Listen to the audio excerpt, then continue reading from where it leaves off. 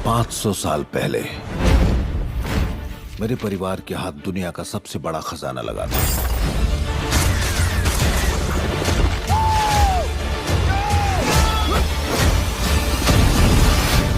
तो हेलो दोस्तों, welcome back in my new video. तो हमेशा की तरह एक बार फिर से मैं आप सभी लोगों का स्वागत करता हूं हमारी एक और नई वीडियो में। तो गाइज यार, आज के टाइम पे हॉलीवुड मूवीज देखना तो हम में से हर किसी को पसंद है। तो इसीलिए आज मैं आपको हॉलीवुड की कुछ न्यू मजेदार top 10 new fantasy adventure movies और एक बहुत ही कमाल की वेब सीरीज के बारे में बताने वाला हूँ, जो की आपको अभी के टाइम पे हिंदी लैंग्वेज में देखने को मिल जाएगी। लेकिन वीडियो शुरू करने से पहले अगर आपको भी मेरी तरह हॉलीवुड मूवीज देखना पसंद है तो मेक श्योर आप हमारी चैनल को सब्सक्राइब करके पास में जो बेल आइकन है उसे ऑन करके ऑल पे सेट जरूर करना, ताकि हमारी हर नई वीडियो का नोटिफिकेशन आप सभी लोगों के पास सबसे पहले पहुंच सके। तुम्हें खिलौना बना के खेला जा रहा है।